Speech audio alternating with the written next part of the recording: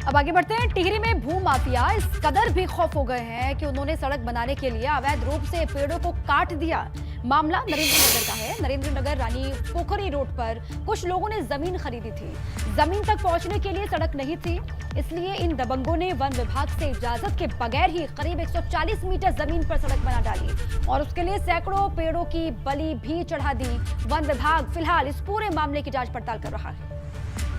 मामला हमारे संज्ञान में आया था कि रानी पोखरी मोटर मार्ग पर किसी ने अपने पर्सनल लैंड में जाने के लिए वन विभाग की भूमि से एक रोड कटान का कार्य किया है और हमने त्वरित कार्रवाई करते हुए उस रोड को उसी समय रुकवा दिया गया। मतलब जितना हुआ था उसके बाद नहीं हुआ है। अभी भी आप देख सकते हैं कि वो रोड उनके किसी काम की नहीं है क्योंकि वो उनके लैंड तक नहीं पहुंची है। दूसरा, हमने त्वरित कार्रवाई करते हुए इसकी सूचना पुलिस में हमने थाने में रिपोर्ट दर्ज करवाई है। हमारे वहाँ के संबंधित अनुभाग अधिकारी ने श्री बुद्धिराम जोशी ने वहाँ पे पुलिस में एफआईआर दर्ज करवाई है और कठोर से कठोर कार्रवाई करने का हमारा प्रयास है।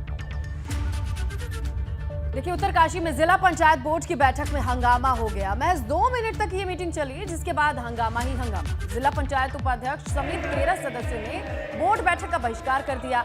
सीडीओ ऑफिस के बाहर धरने पर बैठ गए। जिला पंचायत सदस्यों ने अध्यक्ष पर मनमानी का आरोप लगाया है।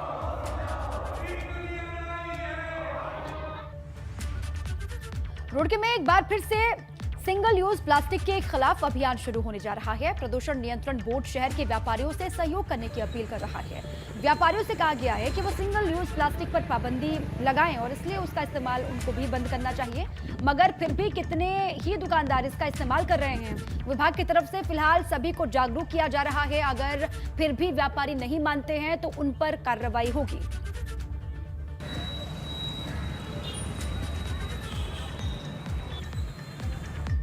पौड़ी जिले में पर्यटन विभाग की सुस्ती के कारण स्यूड़ी और सतपुली में प्रस्तावित झील और ये पूरा प्रोजेक्ट खटाई में पड़ गया है।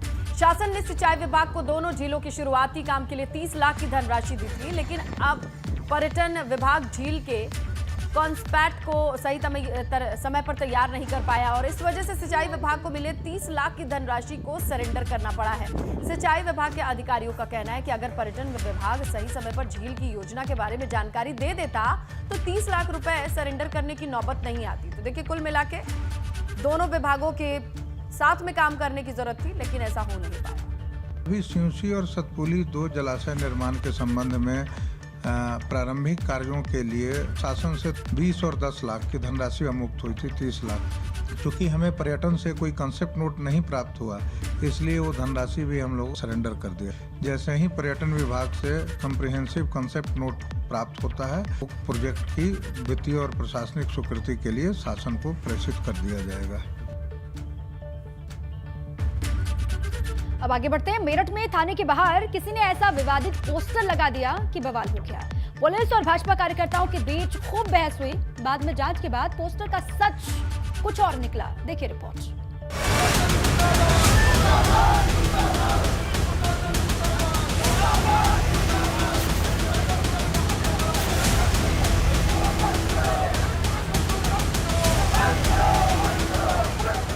थाने के बाहर भाजपा के खिलाफ लगा ये पोस्टर और थाने के अंदर पुलिस से कार्यकर्ताओं की नोकझोंक। एक और सोशल मीडिया पर यह पोस्टर वायरल हो रहा है तो पुलिस की कार्यशैली पर भाजपा कार्यकर्ता सवाल उठा रहे हैं।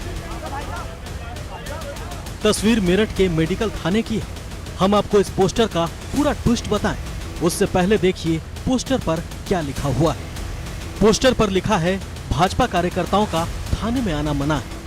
इसी बात से नाराज भाजपा कार्यकर्ता थाने में पहुंच गए और काफी देर तक पुलिस वालों से तू मैं करते रहे। बाद में नाराज भाजपा कार्यकर्ता धरने पर भी बैठ गए। पहले तो पुलिस ने किसी तरह कार्यकर्ताओं का हंगामा शांत कराया, फिर जब जांच हुई तो पूरा खुलासा सामने आ गया।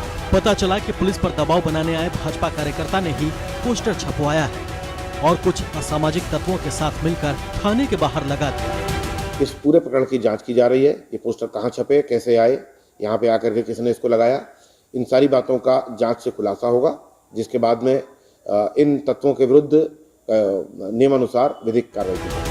भाजपा कार्यकर्ताओं का आरोप है कि इंस्पेक्टर संत शरण सिंह ने ही ये पोस्टर लगाया है। अब इस हंगामे और धरने के पीछे की असली वजह समझिए।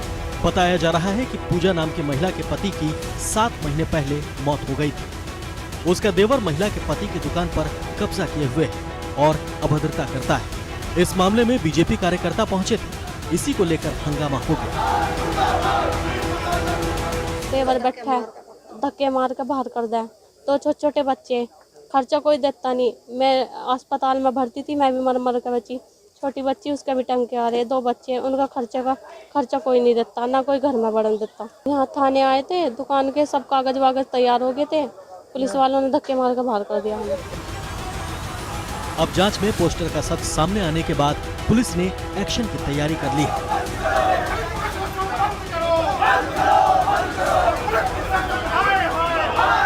और जल्द ही आरोपी को गिरफ्तार किया जाएगा। साथ ही प्रिंटिंग प्रेस पर भी कार्रवाई होगी जिसने इस पोस्टर को छापा है। सनुज शर्मा, मेरठ, ABP गंगा।